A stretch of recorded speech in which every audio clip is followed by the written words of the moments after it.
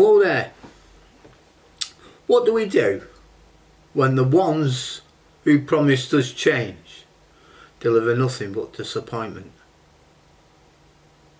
When the hands we choose to guide us stumble, grasping at power rather than lifting the people they swore to serve.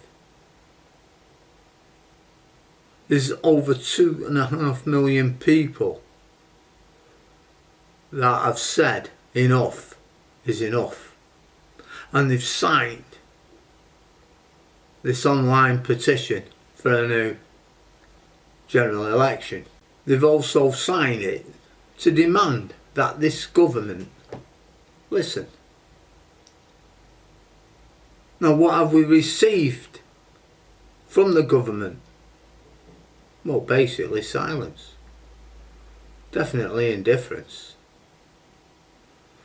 A dismissive shrug on breakfast television the other day. And it's as though our frustration is just another inconvenient headline. Now, this isn't what we voted for. Labour, during a campaign they had and everything else, they told us they would lead differently. They promised fairness, support for the vulnerable and the brighter future. And as soon as they came into power, the minute their asses hit them seats, what happened? Winter fuel allowances cut for old age pensioners, the vulnerable, and they cheered. They've attacked farmers. They've upped student fees, and businesses are just sort of scratching their heads and left to flounder. You know, these restaurants and places like that now are closing. You know, my brothers are redundant just before Christmas. And then, of course, the freedom of speech and how that's been eroded, slipping away. And now whispers of war loom. And we the people go home with questions unanswered.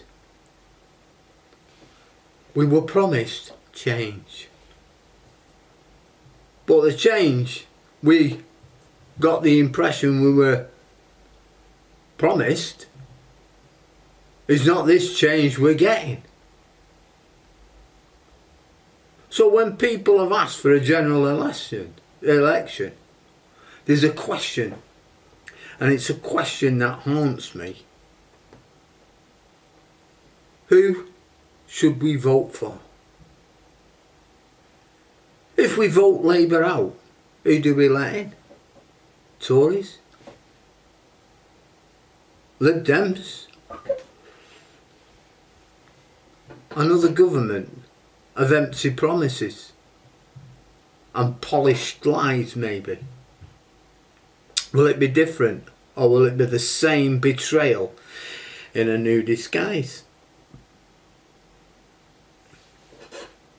This isn't just about the Labour Party. It's about the system that rewards words over actions, campaigns over commitments. It's about a cycle where parties lie for votes, then govern for themselves. But what if the people were the priority? Imagine this, a government that doesn't just campaign for power but listens to its citizens every day and not just on polling day. Policies that aren't driven by headlines but by real needs. Winter fuel allowances that don't disappear in the coldest winters. Farmers supported, not suffocated. Businesses thriving, students learning and workers earning a fair wage without driving companies to collapse.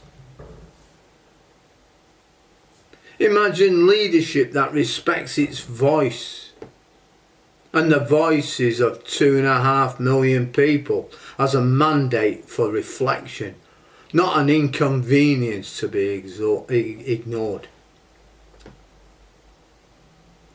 Now, we've been let down, yeah, but our democracy doesn't end with a bad government.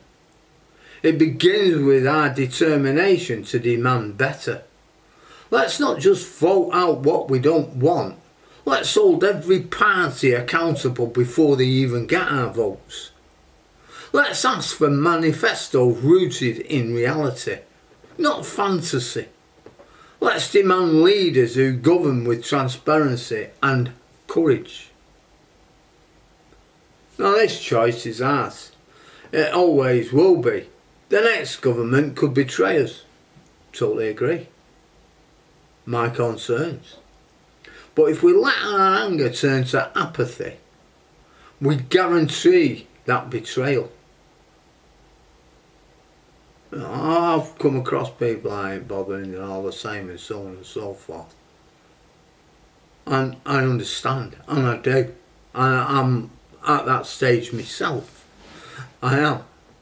But the more I think about it, the more I say, no, I'm not voting for you. I want someone in there that can do an half decent job, that wants to do an half decent job. And there's people out there, there really is.